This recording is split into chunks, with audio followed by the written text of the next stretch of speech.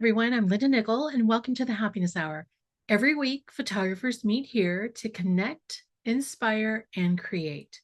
If you'd like to join us live, you'll find the schedule for upcoming sessions on my website at lindanickell.com.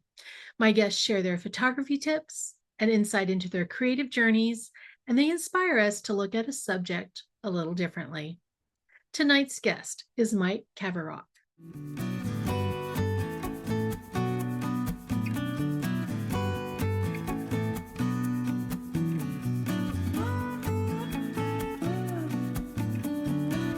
Mike is a wildlife and nature photographer based in Jackson Hole, Wyoming. His field experience and his knowledge of animal behaviors has helped him become an expert at photographing the wildlife that call the Great Yellowstone Ecosystem home.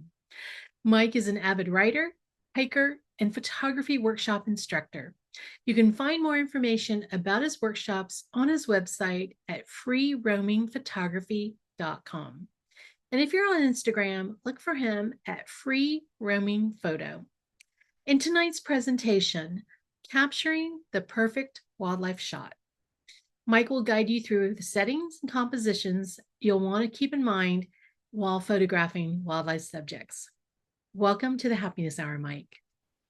Well, first of all, thank you. You're one of those people that I kind of reached out to through Instagram and said, hey, why don't you come and join us and do a presentation for the group? And you said yes. So I so appreciate that. So kind of skimmed over your bio. Is there anything that I missed you want to share with us? Not a whole lot. The basic story is born and raised in New Orleans, grew up addicted to video games and didn't care about nature, and went to school in East Texas. And after college, moved out to Phoenix and saw mountains for the first time. And when I saw mountains, I decided I wanted to see what it was like from the top of one, and then wound up quitting my addiction to video games cold turkey, literally overnight. Was learning photography in Phoenix, and then made a random whimsical trip up to Wyoming to see what was there. And while spending the one day I was planning on spending in Grand Teton National Park in 2008, I saw a grizzly bear 399 the day she had come out of her den with three cubs, and decided that's what I wanted to be photographing more of. So moved up later that year, and the rest is history. And here we are. Yeah. Well, I was telling you before people kind of came into the room, I have a lot of wildlife photographers on, and somebody said, everybody brings a different take on the same subject. And she was telling me that she just doesn't get tired of listening to wildlife photographers talk.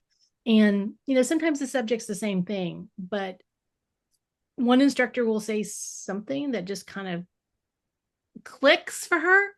And so I personally, wildlife is one of my favorite subjects. It's the most challenging subject that I do. And I'm talking about like a caterpillar. It's like not moving that fast, but when you're trying to photograph it, it's like, it's pretty swift. But I'm really looking forward to hearing your take on especially compositions. So I so appreciate you saying yes to my invitation. So with that, yeah, I'm kind of excited to hear somebody that lives there give me those inside tips.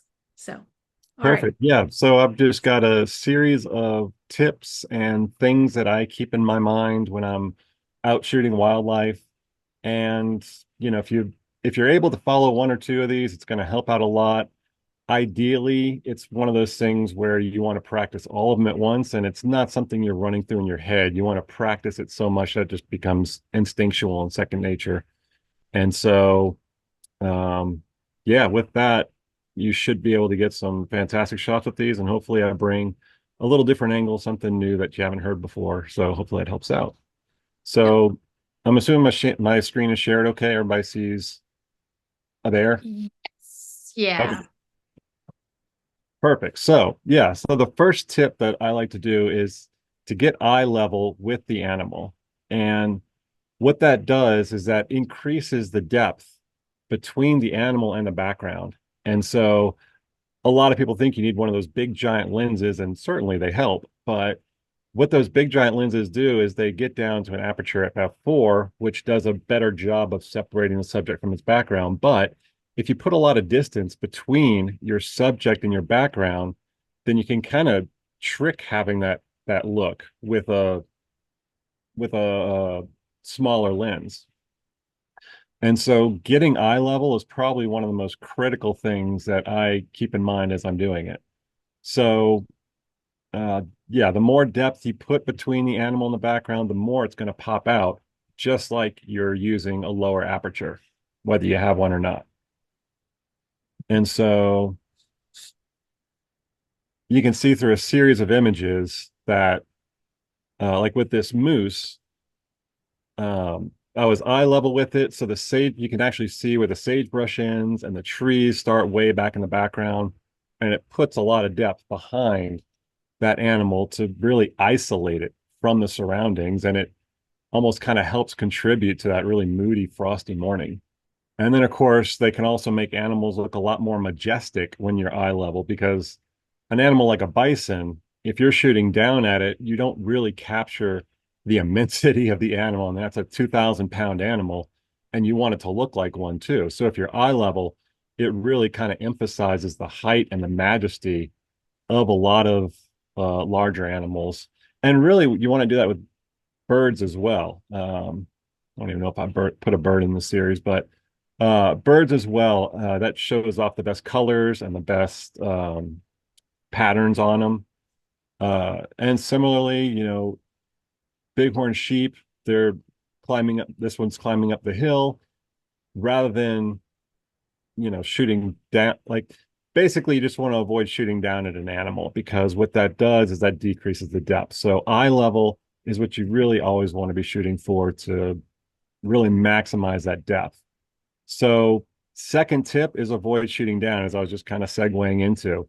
And this is what happens. I mean, this is a nice shot of Grizzly 399 and her cubs from years ago, but at the same time, you don't really get a whole lot of sense of their environment. You're looking down at them, they're just in grasses and there's some willows nearby. You don't really get a sense of their full environment. And, there's ways to kind of work around it. It's if that's all you can get, certainly take the shot. I'm not saying don't ever shoot down because if that's your only chance to get an animal, then by all means take the shot. But what it does is it makes the depth much more shallow, so you don't really have much opportunity to pop them out from their background. But at the same time, that can work if they're on something like a hill. So this is another shot of 399. And I was looking down, but I was looking down on a hill. So that incline kind of helps preserve that depth. So that's kind of the opportunity when you can sort of cheat it. Um, because in this case, looking down the hill while an animal's on a hill, you're still looking past them through more depth behind them. And then the third is to use the proper aperture. Um, when you have wildlife close up, whether it's either if it's filling the frame or it's close to it, you want something closer to f8 because what that does is that's going to preserve more depth within the animal. When you're using f4, it pops out a subject entirely from its background. And when when an animal is much closer, you want to preserve more depth in the animal itself. So that way, more of the animal looks clear and crisp and sharp, and then you still get that popping effect, the blurred background. And so, like this one was at f8, and when you're using f8, you're getting you're minimizing that shallow depth of field so that you can really kind of see a lot more of the detail in something like a bighorn sheep where they have the big horns that curl around. And so you can really get more of a sense of their presence. Now, if Can I they're slip in? not, oh yeah, go ahead. I'm, I'm sorry. I was going to ask if I could slip in a question. Oh, Carolyn's question for you. Um, are you getting down on your knees to get these shots? Are you sitting? What is your position? That's a great question, and it really depends on the circumstance and where I am. Like for this shot, yes, I was down on my knees. A lot of times I'll just bend down on one knee, like squat down on one knee, and use the other knee that's kind of like propped up to support my camera, so I can hold it steadier. It's like a quick makeshift tripod. Um, a lot of times, if you're lucky, if you're driving along and the animal's kind of just on a hill next to you, you can use that to get eye level with it or close to it. But a lot of times, if I'm outside of my car, I will, drop down and be on one knee to try to get that. Um, Now, if the animal's not quite filling the frame,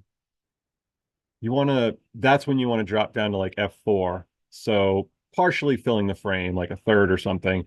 That's when you want to drop down to F4 because then that will pop it out from the background and it'll be far enough away to where you can preserve a lot of that detail within the animal. And so like this one, birds in flight, you want to make sure you're at F8 because if they're larger birds especially, closer opportunities like this, F8 is good because that preserves the detail in their feathers, and you don't want to, have part of it in focus and part of it blurred. You want like that bird's not going to be standing on anything; it's going to be flying through the air. You want it separated from the background, and for that to be the focus. And so that's when F8 would work well for something like that. And same thing with this moose. If I had shot it at F4, it might have gotten, like the antlers and the head, but then the back might have been a little bit more blurred out. So in this case, F8 works to preserve the whole moose, and you get some of the sagebrush, but that only helps to add to the environment. Whereas, but you wanted that whole thing in focus for that particular subject. And then another tip is to embrace cloudy weather. A lot of people see clouds, they see potential rain in the forecast, and they don't want to go out because it's a quote unquote dreary day or bad weather. But that is the ideal time, in my opinion, to be outside as much as you can get in the wildlife because A, it's cooler, which wildlife likes, but then B, that also diffuses the sunlight so that you get a lot more even light throughout the photo. You don't have to try to like balance out shadows and highlights. So when you're embracing the cloudy weather, it gives you more opportunities to get a much more even exposure so you can make out the animal much more clearly than if it were, midday light, for example. So it just kind of allows you to see the features much better on each animal. And similarly, shade also works. It doesn't have to, if you're just driving along and you see something under a tree where there's shade and there's not really any highlights blown out behind it, that also works. So really any kind of non-direct sunlight is great for popping out features because had this been midday light, you wouldn't have been able to see you would have only been able to make out the top of the wolf versus the bottom, and it would have been too harsh of contrast with midday light. And it also helps to kind of emphasize action. So cloudy weather, because it's a much more even exposure, you get to see a lot more details coming out under feet and things like that. So, snow getting kicked up or dirt in some situations, you're able to make out a lot more detail about what's going on with the action of the animal. And then also, yeah, if you get caught in a little rain shower, that's great because um, that can really add to the mood and drama of a scene. You know, it adds a special character and a special um, sort of environmental aspect to it when you can actually see a little bit of precipitation. That makes for really interesting shots, especially once the animal's fur gets wet. You get much more, a different sort of take on an animal that a lot of people have seen before. And then similarly, embrace sunrise and sunset. Those are almost to a cliche, the time when you should be out, but there's a good reason for it. And that's because the sunlight is softer at sunrise and sunset. So rather than those harsh midday lights that's coming straight down, Sunrise and sunset are kind of more on the side, but it's also a much softer light. It's not as harsh. So you have an easier time balancing between the shadows and the highlights um, as you're working on post-processing to create a more dramatic photo. As you get closer to that midday light, as the sun gets higher and higher, it gets a lot harder to balance when you're working on a photo in post-processing. And sunrise, especially, I personally love just because you get so many different things going on. There's, elk. Well, in this case, elk are out a lot more. Wildlife in general is just out a lot more in sunrise because a lot of wildlife likes to be cold. They like it a little chillier. They don't like these warm, hot days that we get in summer. And so at sunrise, they're feeling a little rejuvenated. They don't have to conserve energy, so they're going to be out much more. And same thing with sunset. The sun starts to go down, it cools off a little bit. That definitely helps to bring animals out of their hiding places. A lot of times it just helps to isolate a subject. So, especially if there's cloudy weather, the sun will break through and it'll just hit something just right. In this case, this elk, and you might have the background blurred out.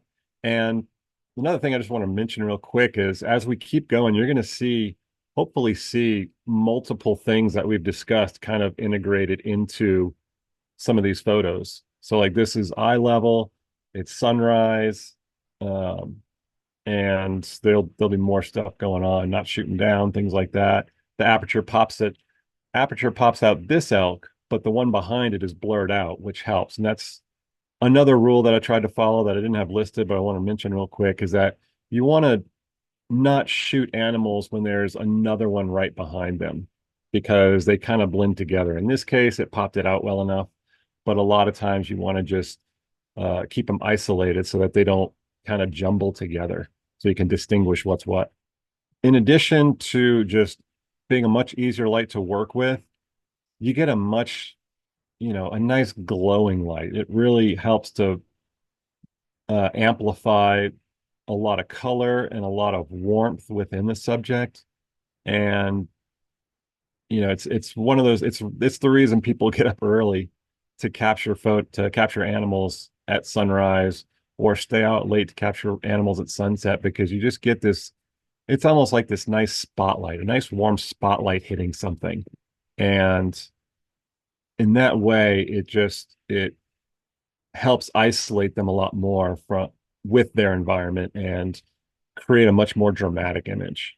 Now, one of the cardinal rules you've probably always heard is never shoot into the sun, but there are always times to break the rules, and this can happen. The best times to break the rules are when you know why the rules are there. You never want to shoot into the sun because it's just really harsh. There's a lot of bright contrast, but you can break the rules sometimes when you are looking at an animal and just off of shooting into the sun, it creates a really nice rim lighting, which you have here. And you can really only get away with that around sunrise and sunset because the lighting is so much softer. It's not blowing out everything. Um, and so you can work with it a lot easier. And in this case, you can see it kind of illuminating a lot of the hairs, the animals, and this is a moose calf, which is obviously all shaded because we're shooting into the light, but the rim lighting really defines the shape of that animal.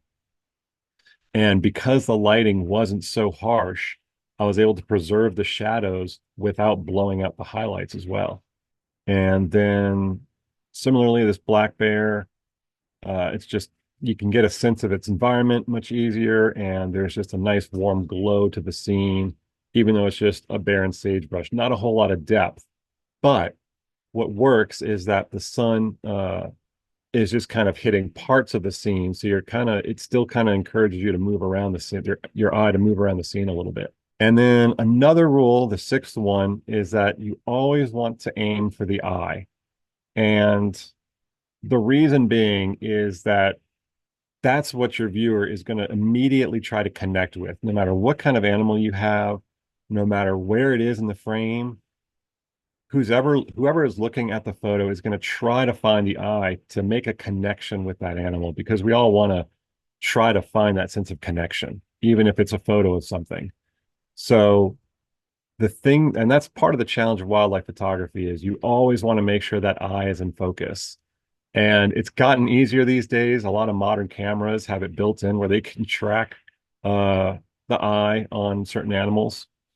But if that eye is out of focus, it tends to mislead the viewer, which kind of creates a little bit of confusion because they want to see that eye. But if, like the nose is in focus and it's a very shallow depth of field and the eye's out of focus, it's sort of they try to figure out where they should be focusing. So the eye is probably the most important thing that you want to get in focus on any wildlife shot.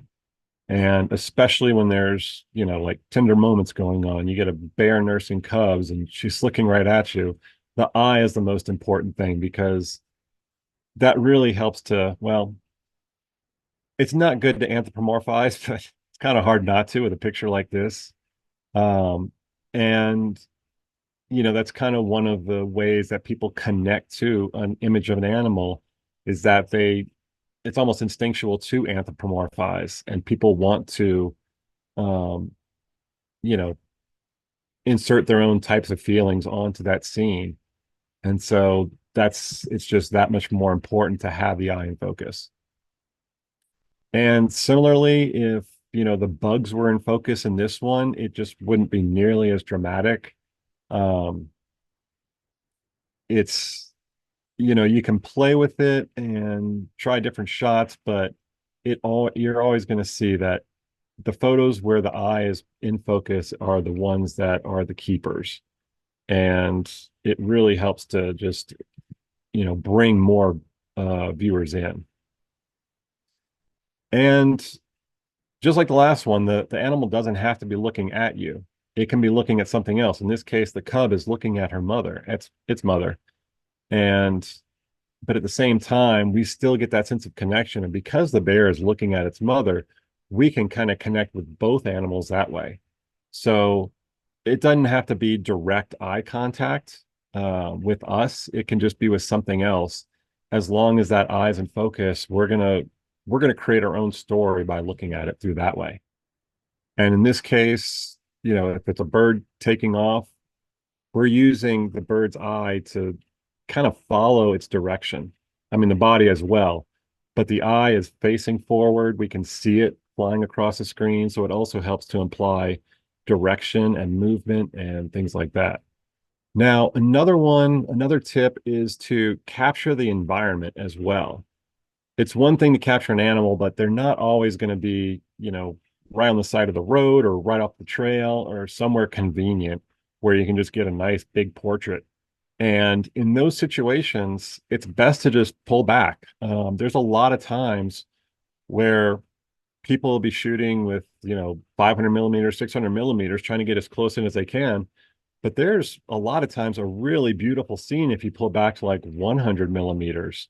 So in the case of this bison, it's a great shot of a bison, but you can also pull back and you get a much bigger sense of its environment. You can see the whole valley, you see weather moving through. And I'm not saying one's better than the other, but it's nice to have those intimate portraits as well as the larger landscapes that show it in more of its habitat. Um, and so that was in the Hayden Valley of Yellowstone. And similarly, if I try just zooming in on this polar bear, you wouldn't really have gotten a sense of its environment. This is, with zoomed out, pulled back, you get much more of a feel that, oh, this polar bear is walking around trying to wait for the ice to melt freeze on the Hudson Bay. And so it tells more of a story when you pull back. So you can get some great shots of an animal up close, but the stories happen much more when you can't get those close-up shots and you can actually put it more in its environment. And similarly, I mean, everybody's seen the close-up shots of bison in winter, but you don't really, less frequently, you see bison, actually trying to work through their environment in the harsh winter conditions. and you don't really get a sense of how long their migrations might be or where they're trying to move to. Or obviously, this bison wants to get across this entire image, and that's only a small percentage of where it was migrating. But I mean, you get a sense that that's a lot of hard work just from this image of a bison below the Tetons. And similarly, pulling back allows you to see some really unique things. In this case, I didn't want to zoom in on one particular elk. This was just a massive herd migrating up a hill, and they just created this beautiful pattern going around part of the butte that they were migrating up. And in that case, it just made for a much more interesting shot, getting the whole migration versus trying to get like the crowded space of several of them in there. It was just much more interesting pulling back and getting that shape that they were creating. And then again, a moose walking through the water is a beautiful shot, but this really puts it much more in its environment. You get to see a lot more of the mountains, a lot more of its environment where it's moving to and from, and just more of a sense of place of where it is versus just a moose in the river, which can also be a beautiful shot, but it's nice to have those two separate images. And of course, everybody's seen close-up shots of bears, but a lot more interesting shot, in my opinion, is seeing the bear below the Teton Mountains. That's like the quintessential Grand Teton shot to me, and I was much happier with this shot versus any I shot of it actually close up. And so another tip is to use a fast shutter speed. Um, and how fast will depend on the different subjects that you're shooting. But in general, if it's too slow, you're going to blur movement. And you might think a bear, a moose, an elk, a deer, whatever, doesn't walk very fast. But if you don't have a proper shutter speed, that leg is going to be blurred. And that's going to be a totally useless shot, because as good as AI is getting, it's not that good. It can't unblur a moving leg, or, something that was moving too fast for the shutter speed to freeze. So when that happens, it's just kind of this distracting element that you can't really unsee. So you want to be able to freeze the action to make sure that everything's sharp and in focus. And for larger mammals, at least 1/400th of a second is safe. You could probably go a little bit lower depending on what it's doing, how large of an animal it is. But 1/400th is about a good shutter speed to shoot for, or quicker if you can, depending on light and availability of things like that. And with birds, I try not to go slower than 1/2000th of a shutter speed, especially the smaller ones, because they are moving so much quicker. And especially with swallows, sparrows, things that small, I try to shoot for 1/4000th of a second, just because things happen so quickly. Like this particular shot was 1/4000th of a second. And that was about as low as I would go, because swallows especially are very quick, and they're probably one of the hardest things to photograph in the natural world, I think. But other birds, other like mid-sized birds, robin sized, you could probably get away with 1/2000th and be fine. And sometimes you just don't have enough light to work with. Like this is before sunrise, and there's a little bit of blur, but it's sharp enough because as I was panning with them, um, you can see the head itself is still in focus. And sometimes that's the best you can do. Your aperture is opened up as much as it'll go. Your ISO is kind of pushed to the limit you want to go. So you're not left with a whole lot of shutter speed. In that case, it's okay to do a little motion blur, as long as you get something in there that's in focus, preferably the head.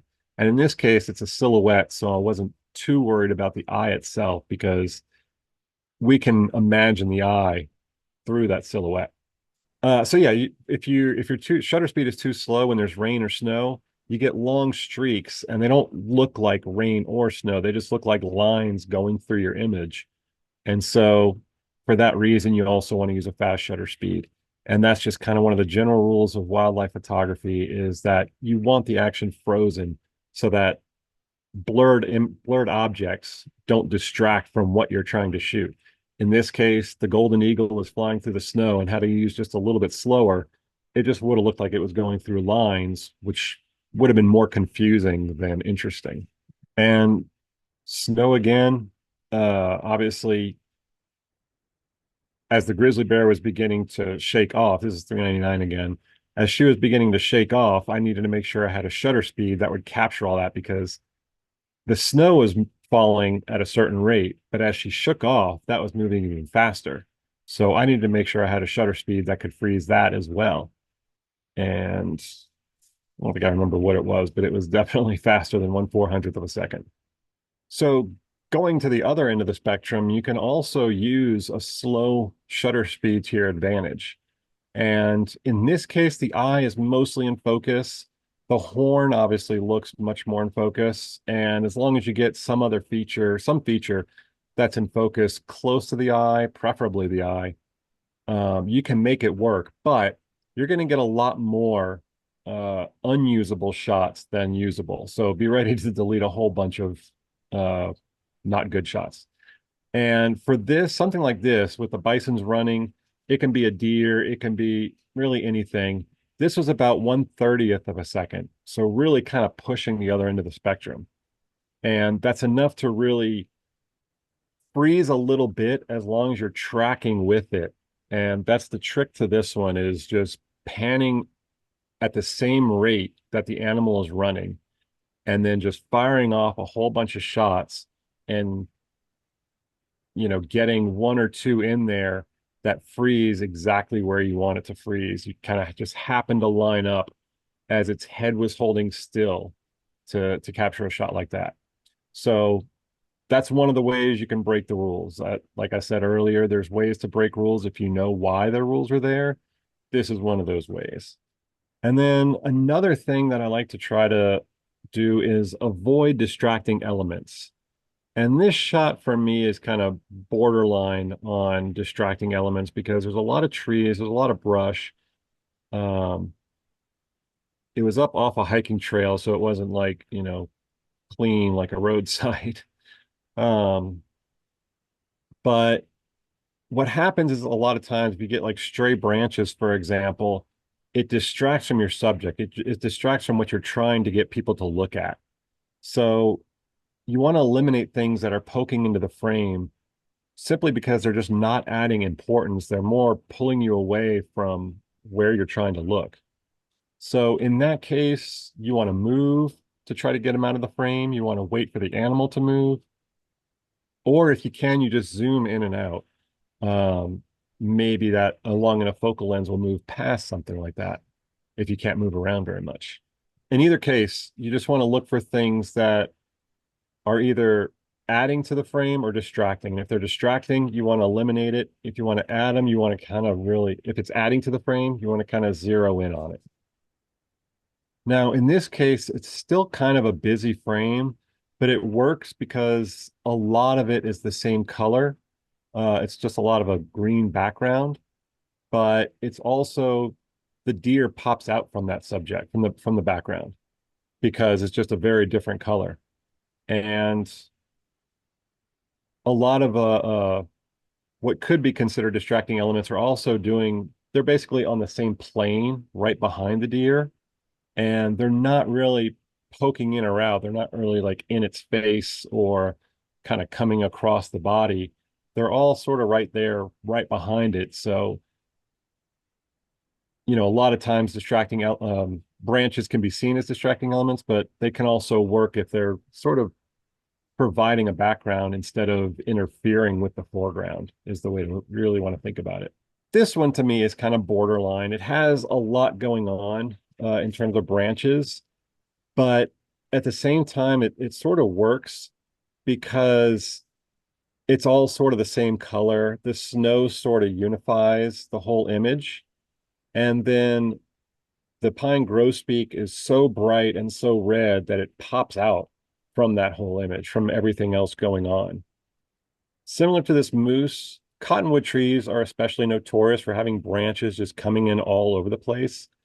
And so what I try to do with cottonwood trees is you either incorporate the whole thing or you just eliminate it entirely. In this case, it made a nice framing on the right side and the left side for this moose. And so in that case, I tried to incorporate them.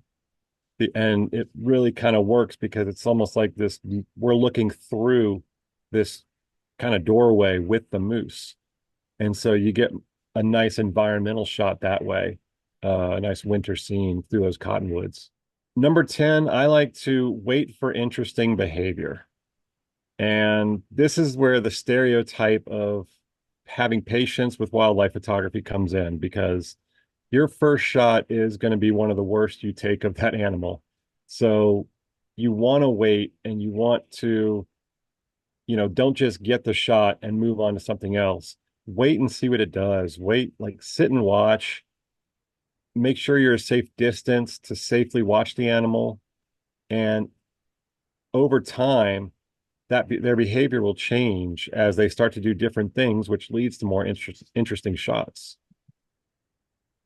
A lot of times, like, I was just watching a bison and just waited to see what it did. It walked up to a tree and it just had this purely ecstatic look on its face as it scratched an itch on an aspen tree. And that's the type of thing you can see when you just wait a little bit. When we first came up on these polar bears, they were both lying in the snow, not doing anything. But we sat there, gave them about, a good 15, 20 minutes. And then sure enough, they started wrestling and playing to keep warm. And you get a much more interesting shot of a polar bear just lying on the ground, especially, you're in one of the tundra buggy vehicles. If you ever done that, you're shooting down at them. So to have them standing up is nice because they are enormous animals. And it can really happen with any animal. I mean, this is just an elk herd, obviously a bachelor elk herd, and they were just sort of migrating back into the refuge, which they do every winter, the National Elk Refuge here in Jackson Hole. And they were on their migration path, just taking a break and looking around. And I thought that was an interesting shot, but as I was shooting, two elk started rearing up and fighting with each other. So that that was the winner of the whole series. I didn't care about any other shots. That was the one, especially with baby wildlife. They're the ones that are going to give you the most interesting and uh, unique behaviors. So this could have been just a shot of bears grazing on the ground. It would have been interesting because of the fog, but just having that one cub stand up and look over, that creates um, a whole other dynamic to the scene that wouldn't have happened without it looking up and trying to see it. Maybe it heard something and it wanted to check it out, and it creates a much more interesting behavior and really makes that image more interesting. And a lot of times an animal is just going to turn its head, and that makes all the difference in the world. This was just three rams walking down a path, and one just happened to turn its head. And it's just that simple. It doesn't have to be anything, fantastic. It doesn't have to be anything extraordinary. Just a simple turn of the head changes the entire photo. Also, waiting around to watch them eat. An animal eating isn't so interesting, but some of the things they go through to try to eat can be interesting. Like this ruffed grouse, she was trying to reach for that berry, and spoiler alert, she didn't get it. She wound up falling off that branch right after this picture was taken and did not get that berry. So, um, yeah, just sitting and watching an animal, it's incredibly relaxing and rewarding, and you'll just feel more connected to the animal just by sitting and watching. But B, that's when you also start to see some really interesting behavior come out as they're just doing their natural thing. And so one of the last things is just when in doubt, follow the rule of thirds. And that doesn't mean there always have to be three animals. The rule of thirds is when we divide up the image into three parts. These were just cooperative enough to illustrate the point. But there's a lot of different ways to shoot wildlife. The rule of thirds is not a law. It's not something you have to follow. it's just a kind of a good starting point. And when nothing else is working, that's what you want to fall back on. A lot of times when I'm looking for composition, I'm looking for natural lines in the environment that go from one end to the corner of one corner of a photo to the opposite corner to try to bring your eye through the entire frame. And um, if you can't find anything like that, that's when the rule of thirds is good to fall back on. It just provides a nice sort of general rule where things work. Like with this image, the bison are on the bottom third, the top of the Tetons are on the top third, and it nicely distributes everything so that it takes a lot of the guesswork out of, oh, where should I be shooting? What should I be focusing on?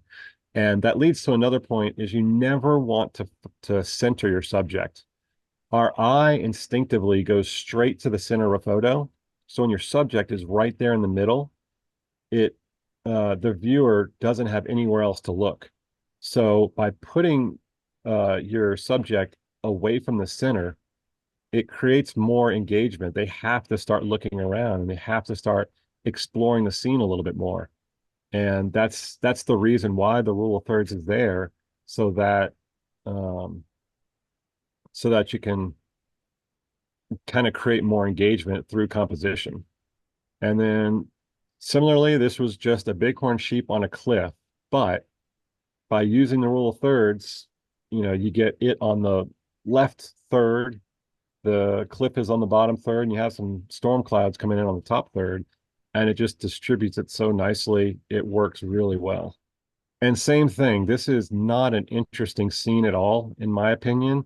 Had some great sunset light, but by putting this mountain lion and her two kittens in the bottom right third, kind of right along that axis, maybe just right off of it, it creates a more interesting scene. It creates something that actually works.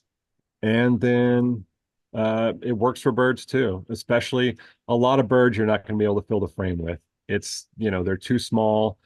You can never have enough focal length for a bird. And that's when the rule of thirds comes in really handy. There's a lot of branches. I find them very distracting, but at the same time, they're all very muted.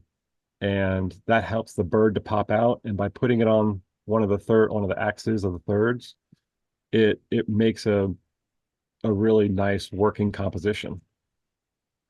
And then finally, just practice. That's all wildlife photography is just practice as much as you can. And the more you practice, the more it's going to start to click. And that's everything I got. Tried to keep it under an hour. I think we're pushing it. So Oh, that's good. No, you're good. I've got some questions for you. So if I'll get you to take down your screen. yep, All right, let me hit you with ones right off the top. Um, Darlene's curious. The polar bear pictures, was that in Churchill? that was Churchill. Yeah, been there twice, luckily. Okay. Lucky dog. Okay, so Carolyn's question, I wasn't fast enough on the draw, but she says this is the bear with the mountains behind it. She's curious if you know off the top of your head. Can you tell her what f-stop you were using? So, oh, that's a point I forgot to make. So, great question.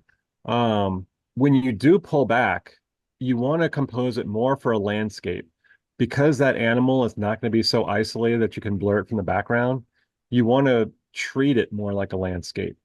So, in that case, I shoot at least f11, just depending on what kind of light's available, how quickly I can go. I believe that one was f16 because there is a lot of depth between that bear and the mountains. So I wanted to make sure I was preserving as much depth as possible. So that one, if I remember right, was f16. Because when I do pull back and the animal is just sort of like a feature of the landscape versus the entire, the frame, it's I treat it much more like a landscape photo and shoot between f11 or f16 depending on available light, depth, things like that. Okay, one more question. I like this question, Gail. She's referring to Bear 399. Mhm. So she's assuming that 399 is a tag number. Can you confirm that for us? That is there. out here in the Greater Yellowstone Ecosystem, there's the Grizzly Bear Interagency Committee. They trap and tag bears in Grand Teton National Park, Yellowstone National Park, all the surrounding national forests, Shoshone, Bridger Teton, all those. And they trap, uh, they trap bears at random. They'll take DNA samples, they'll put a GPS collar on them, and they'll give them earrings. And when they do that, they have the number on them. In this case, she was tagged, I want to say it was back in like 2003. So it was very early on. She's a very old bear now. The oldest confirmed mother in the Greater Yellowstone ecosystem at 28 now. Um, so when they tagged her, they gave her the number 399. More recent bears have gotten a number like 1063, so they've tagged a lot of bears between now and or since then. But 399 was her number, and uh, a lot of times people will try to name the bears before they're trapped and tagged, and sometimes that name sticks, and other times the number just becomes the name. In this case, 399 is her identity. So her real question is, and thank you for that. I was gonna let you go because I wanted to know the answer. Um question she had is do you remove the tags from animals in your photos, whether the I don't. I don't like to some people do, some people don't. It's kind of a subjective thing. A lot of times the animals, that's just how they are. And they'll usually rip out the ear tags within a year because they don't like them. Same yeah. thing with the GPS collars, they'll fall off within a year. And so, I kind of just treat that as part of their identity of that particular year. And it's less natural looking. So I totally understand why people do want to remove them. Um, but you know, I in that same time period, I can go find a bear that's untagged and be happy with that. So, if it's the only bear you ever see, it might make sense that you would want to. I wouldn't judge you for that, but I just prefer not to, just because that's just how they were at that time. Okay. Gail's also curious, can you give her an idea of what types of lenses, or what's your go-to lens? I've got a few actually. So, my main one is a 500 millimeter f4. I use that for most of the wildlife. If I'm shooting smaller birds, I have a doubler I put on that, which I use sometimes depending on light. If the light's low, I won't use it just because the doubler, yes, it makes it 1,000 millimeters, but it also makes the lowest aperture f8. So that's a lot of light to lose if, it's before sunrise or something like that. Um, I'll use that for most wildlife. If I am trying to pull back, I have a 100 to 400. That works really well. And if I'm backpacking, I take a 70 to 300 with me, just a lightweight lens. It's decent quality, but it's also a lot lighter, so I don't feel like leaving it on the trail. Okay. Um, this is a question from Linda. Mhm. What time of year would you say is your the best time to get a lot of subjects? When are the animals, you know, in abundance? I would say fall through spring is when they're really plentiful. Summer, I love summer because I'm a big hiker, so I love hiking. But in terms of wildlife photography, that's probably the worst time of the year. Okay. Um, and that's just because it's hot. They're conserving energy. They're staying in shade most of the time. Fall, the elk and the moose are in the rut. Bison, same thing. Um, if you're into birds, we don't get a great bird migration, but there are a few strays that come through. Winter is just beautiful because um, it's just quieter. Everything's cleaner looking. Um, it creates a lot of nice mooding. A lot of animals are out in the winter because they're just trying to find food wherever they can, and they're going to deal with whoever's nearby. And in spring, you get all the baby animals. They're all, everything's migrating. You get the bird spring migration, all the animals are moving to their summer homes. So, I mean, it's hard to pick a favorite. But yeah, as much as I love summer for hiking, it's my least favorite for wildlife photography. That's a good answer for me. Perfect. That was one of those little selfish questions I wanted to slip in there from Yeah, good. someone else asked, so I wanted to. All right, Mike, this was a wonderful presentation. The snow pictures are by far my favorite. I knew that you had a few of them, but the one the moose with the trees, and I was like, oh my God. Um, that's Thanks. just that's one of those dream shots I would love to say I took at one point in my life. So thank you for sharing them. Thank you for sharing your insight. With wildlife is it's just a popular genre of photography, but Mhm. it's challenging. And like Yeah. it said earlier, everybody's going to leave with something from this presentation.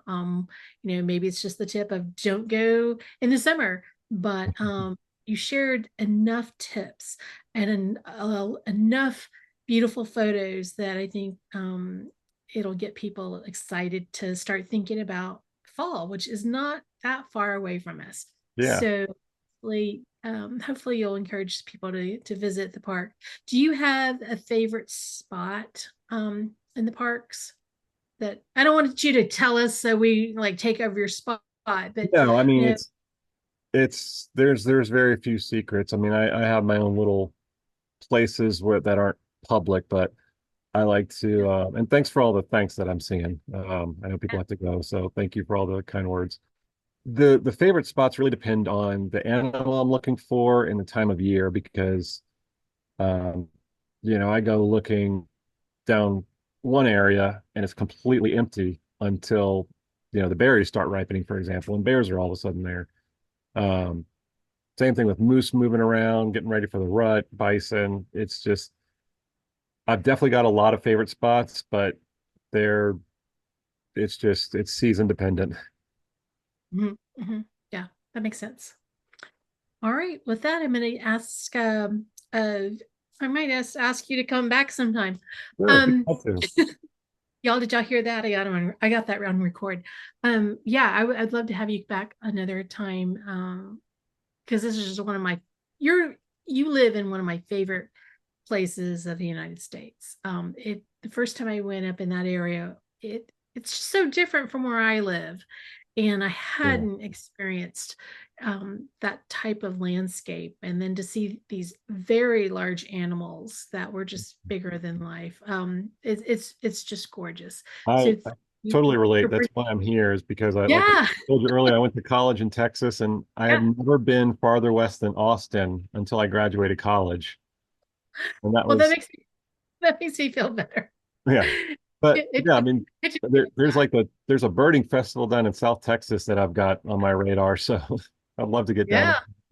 Yeah, if you do, please reach out to me and I'll connect you with those photographers down there. That'd be Um, amazing. Yeah. they, in fact, I'm going to throw this, and I'm going to say this when I close, but um, yeah, check out next week's speaker. All Oh, right, Mike, thank you well, so much for your time and for the tips that you shared with us, and I so appreciate that. So all right, next week, Sherry Brummett joins us with her presentation, South Texas, a photographer's paradise. Until next time, go out and create something beautiful, and I hope that we see you again soon.